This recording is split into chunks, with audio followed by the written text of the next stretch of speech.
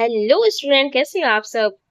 मैंने कल क्लास 5 का हिंदी का चैप्टर पढ़ाया था। क्लास 5 रस्सी राखी रस्सी बहुत अच्छे से एक्सप्लेनेशन कराया है। आप लोगों ने नहीं देखा है तो देख लीजिए। चैप्टर 1 है ये। आज मैं इसके पार्ट 2 बना रही हूँ। इसमें हम क्वेश्चन आंसर्स सॉल्व करेंगे। ठीक है, चलिए।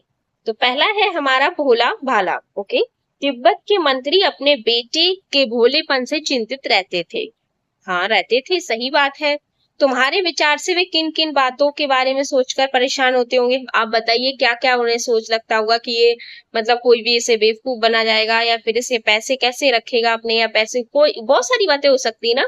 तुम तिब्बत के मंत्री की जगह होती तो क्या उपाय करती? तो बताइए भाई, तुम तिब्बत की मंत्री जगह होती तो क्या उपाय करती, या फिर होता तो क्या उपाय करती। ठीक है, लड़का लड़की दोनों के लिए है, ऐसा जरूरी नहीं है कि इसमें होती लिखा है तो सिर्फ लड़कियां ही जवाब देंगी। ठीक है, लड़के भी दे सकते हैं। तो चलिए हम इन प्रश्नों के उत्तर करते हैं।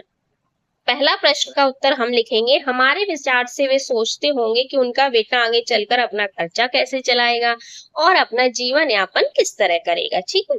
तुम तिब्बत के मंत्री की जगह होती तो क्या उपाय करती? मैं तिब्बत के मंत्री की जगह होती तो अपने बेटे को प्यार से समझाती। भाई ये भी कर सकते हैं, या फिर आपके माइंड में जो हो वो भी लिख सकते हैं, समझा ही सकते हैं भाई, क्या कर सकते हैं। दूसरी है शहर की तरफ। अगला प्रश्न है हमारा शहर की तरफ। मंत्री ने अपने बेटे को शहर की तरफ रवाना किया। मंत्री ने अपने बेटे को शहर क्यों भेजा? बताइए क्यों भेजा था? मंत्री ने अपने बेटे को शहर में दुनियादारी को समझने के लिए, समझाने के लिए भेजा था, ना कि भेड़ों को मतलब बाल बेचे या वो करे, ऐसा कुछ नहीं भेजा था। उसने भेजा था कि दुनियादारी सीखे ये शहर में जाके। उसने अपने बेटे को भेड़ों के साथ शहर में क्यों भेजा था? उसने अपने बेटी को भेड़ों के साथ शहर में इसलिए भेजा क्योंकि वह उसे चतुर और समझदार बनाना चाहता था। बिल्कुल सही बात है। अगला प्रश्न है हमारा, तुम्हारे घर के बड़े लोग पहले कहाँ रहते थे? घर में पता करो। पूछो अपने दादा दादी या सबसे कि कहाँ रहते थे, नाना नानी वगैरह। कुछ तो आज पड़ोसी में किसी ऐसे व्यक्ति के बारे में पता करो जो किसी दूसरी जगह जाकर बस गया हो, तो उनसे बातचीत करो। रोज जानने की कोशिश करो क्या आप अपने निर्णय से खुश हैं। क्यों? एक पुरुष, एक महिला, एक बच्चे से बात करो। यह भी पूछो कि उन्होंने वह जगह क्यों छोड़ी। अगर कोई कहीं से, जैसे पास में कोई पड़ोसी है जो पहले यहाँ पे नहीं रहते थे, ठीक है, लेकिन कुछ सालों से रहने लगे, मतलब 10-20 सालों से, लेकिन पहले वो कहीं और रहते थे, तो आप उनसे पूछिए।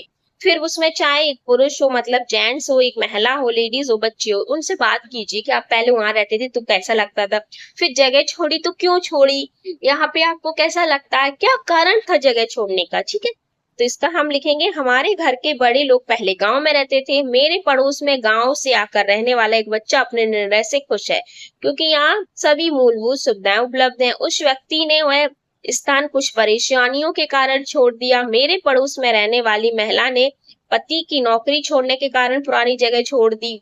वही मेरी पड़ोस में रहने वाले अन्य बच्चों ने पुरानी जगह अपने माँ बाप के साथ दूसरी जगह जाने के कारण छोड़ दी।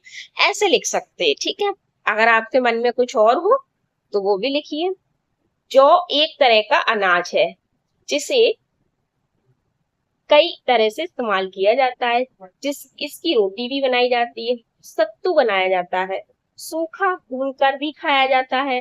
अपने घर में, अपने स्कूल में बातचीत करके कुछ और अनाज के नाम पता करो। गेहूं, जौ। तो गेहूं, जौ, बाजरा, चना, मक्का, सोयाबीन। कॉमा लगाइए सबके पीछे। ठीक है, कॉमा नहीं लगा है पर कॉमा लगाकर ही आप लिखेंगे। ठीक है, लास्ट वाले में आप लिखेंगे और करके। ये लिखने का सही तरीका होता है पूर्णविराम। ठीक है, चलिए अगला है हमारा, गेहूं और जौ अनाज होते हैं और ये तीनों शब्द संज्ञा है।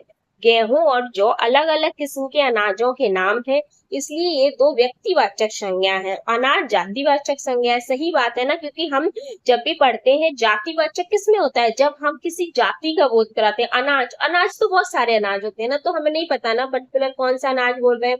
लेकिन जब हम किसी का नाम लेते हैं, जैसे गेहूं, जौ, चावल, बाजरा, मक्का, सोयाबीन, चना, तो ये हमारा हो जाता है व्यक्तिवाचक संज्ञा, मतलब हम किसी की तरफ इंगित कर रहे हैं कि यही वाला चाहिए। इसी प्रकार रिमझिम व्यक्तिवाचक संज्ञा है। और पाठ्य पुस्तक जातिवाचक संज्ञा है। ठीक है, नीचे दी गई संज्ञाओं का वर्गीकरण इन दो प्रकार की संज्ञाओं में करो।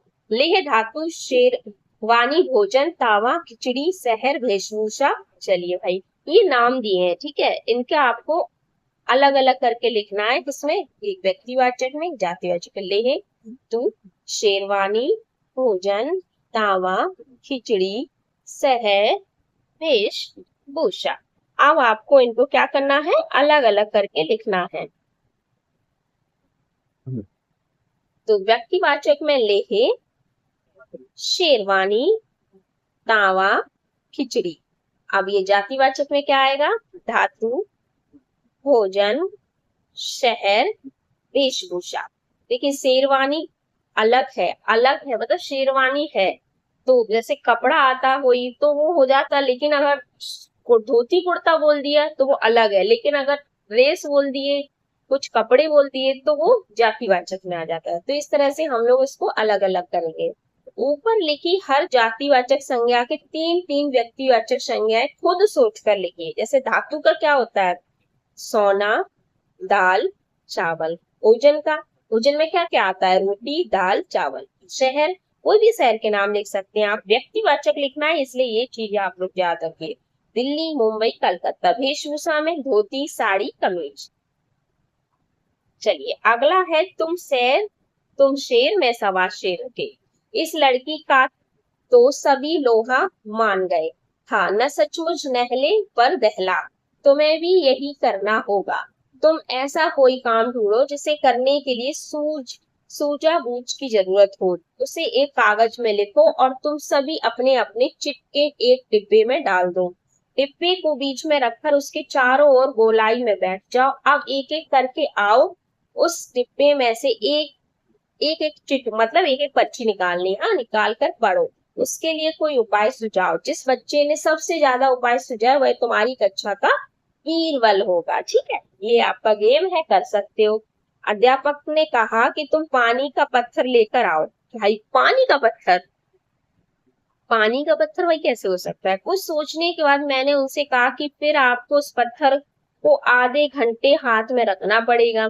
अध्यापक ने मुझे हाँ कह दिया। फिर मैं एक बर्फ का टुकड़ा ले आया, उन्हें दे दिया। वह हैरान रह गए। मन ही मन सोचने लगी आधे घंटे हाथ में कैसे रखेंगे। छात्र अपनी सूझबूझ से काम ढूंढ कर लाए। ऐसे हमें उपाय ढूंढने होते हैं। मंत्री ने अपने बेटे से कहा, पिछली बार भेड़ों के बाल उतार कर बेचना मुझे जरा भी पसंद नहीं आया। क्या मंत्री सचमुच यह बात पसंद नहीं आई? अपने उत्तर का कारण भी बताओ।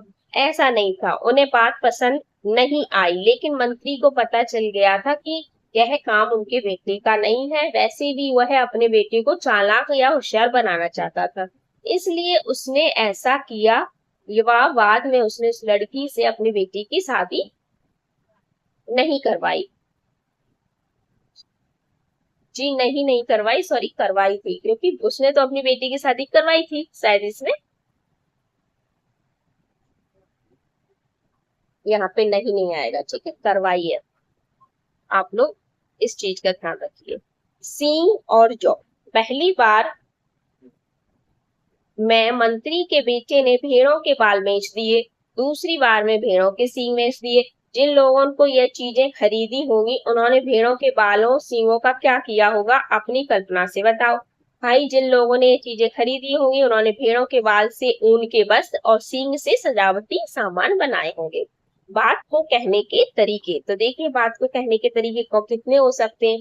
नीचे कहानी में कुछ उपाय दिए गए, इन बातों को तुम किस तरह से कह सकते हो? चैन से जिंदगी चल रही थी, होशियारी से उसे छूकर भी नहीं गई थी, मैं इसका हल निकाल देती हूँ, उनकी अपनी चालाकी धरी रह गई, जिंदगी आराम से कट गई। मतलब चैन से चल रही थी, कैसे बोलेंगे? जिंदगी आराम से कट रही थी।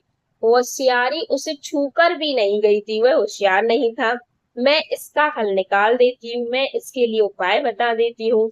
उनकी अपनी चालाकी धरी रह गई, उनकी अपनी चालाकी किसी काम नहीं आई। लोनपोगार का बेटा होशियार नहीं था। होशियार और चालाक में क्या फर्क होता है? किस आधार पर आप किसी को चालाक और होशियार कह सकते हो? इसी प्रकार भोला और बुद्धू के बारे में भी सोचो और कक्षा में चर्चा करो। देखो होशियारी से तात्पर्य क्या होता है? होशियार कौन होता है? समझदार होना। जबकि चालाक का अर्थ अत्यधिक चतुर होना। अत्यधिक चतुर भी नहीं होना चाहिए भाई, ये भी बेकार जाता है। जो व्यक्ति दूसरों के काम निकलवाने के लिए तरह तरह की बातें करता है, दूसरों से काम निकलवाते हैं, उसे हम चालाक कहते हैं। और वह जो व्यक्ति समझदारी की बातें करता है, उसे हम समझदार कहते हैं। इसी प्रकार भोला का अर्थ है सीधा साधा होना, जबकि बुद्धू का अर्थ है बेवकूफ। ठीक है, ये चीज याद रखना आप लोग।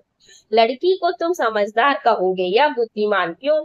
लड़की को हम बुद्धिमान कहेंगे क्योंकि वह अपनी बुद्धि के बल पर वह हर समस्या का समाधान आसानी से ढूंढ रही थी। नाम दो। कहानी में लोन को गार के बेटी और लड़की का कोई नाम नहीं दिया गया। नीचे तिब्बत के बच्चों के नामकरण के बारे में बताया गया है। यह परिचय पढ़ो, मनपसंद नाम छांटकर अब बेटे लड़की, अच्छा लड़का लड़की का इसमें कोई नाम नहीं था ना, तो हमें नाम देना है। चलिए भाई पढ़ते हैं नाम। नमिया, ये कैसे नाम है? नमिया। ढावा, मिकमार, लक्फा, नुखू, फू, दौरजे, ये क्या है? ये कोई खाने की चीजें या घूमने की जगह के नाम नहीं है जी, नहीं, ये है तिब्बती बच्चों के कुछ नाम। बड़े अजीब नाम है। नमी, ढाबा रख दे तो अपन लोग के यहाँ पे तो ढाबा खाने वाला होता है पर ये ढा अलग है। ठीक है, ये सारे नाम की तिब्बत में शुभ माने जाते हैं। नमिया नाम दिया जाता है रविवार को जन्म लेने वाले बच्चों को। अच्छा, जो रविवार के दिन जिनका जन्म होता है उनको नमिया बोलते हैं। मानते हैं कि इस बच्चे को उस दिन के देवता सूरज जैसी शक्ति मिलती है, सूरज जैसी शक्ति मिलती है, और जब जब उनका नाम पुकारा जाएगा वह शक्ति बढ़ती जाएगी। वाह, अच्छा है। सोमवार को जन्म लेने वाले बच्चों का नाम ढावा रखा जाता है। ये लड़का लड़की दोनों का नाम हो सकता है। तिब्बती भाषा के ढावा के दो मतलब होते हैं, सोमवार और चांद। यानी ढाव चांद जैसी रोशनी फैलाएगा, अंधेरा दूर करेगा। तिब्बत में बुद्ध के स्त्री पुरुष रूप को नामकरण करते हैं, खासकर अच्छा जो बुद्ध लोग होते हैं ना वो करते होंगे। खासकर दोलमा नाम बहुत मशहूर मिलता है। हम बुद्धि की स्त्री रूप तारा का ही तिब्बती नाम है। ओके, हमें ये चीज नहीं पता थी, काफी अच्छी जानकारी मिली इससे। याद रखिएगा, बुद्धि के स्त्री रूप तारा का ही नाम तिब्बती नाम है। लोनपोगार के बेटे का नाम आप लोग क्या देंगे? नुखू दिया मैंने, तो मुझे अच्छा लगा नुखू। जबकि लड़की का नाम ढावा। ये दो नाम मुझे अच्छे लगे थे, नुखू और ढावा। अगर आप लोगों को नमिया रखना है रख लीजिए, मिगमार रखना रख लीजिए, अपनी चॉइस है, अपना नाम है। ठीक है, चलिए अब हम चलते हैं नेक्स्ट आगे चैप्टर पे। चलिए, ये प्रश्न तो हमारे हो गए हैं, नाम दो भी हो गया है। दुनिया की छत, ये दुनिया की छत क्या है? किसी भी, चलिए ये पहले मैं देख लेती हूँ। टाइम हो गया है, हम इसे नेक्स्ट वीडियो में छोटा सा करके मैं इसे पार्ट 3 में पढ़ा दूंगी। आप लोग अपने बुक से पढ़ना चाहे बुक से पढ़ना चाहते हैं, पर इसको मैं थोड़ा सा अच्छे से इंटरेस्टिंग तरीके से पढ़ाना चाहती हूँ, इसलिए मैं इस वीडियो में नहीं रखना चाहती। इस वीडियो में हम लोगों ने प्रश्न उत्तर किया है, इसके सॉल्व, यही ठीक है। चलिए अब हम मिलते हैं नेक्स्ट वीडियो में। तब तक के लिए आप लोग ज्यादा से ज्यादा लाइक कीजिए, शेयर कीजिए, सब्सक्राइब कीजिए। Bye bye.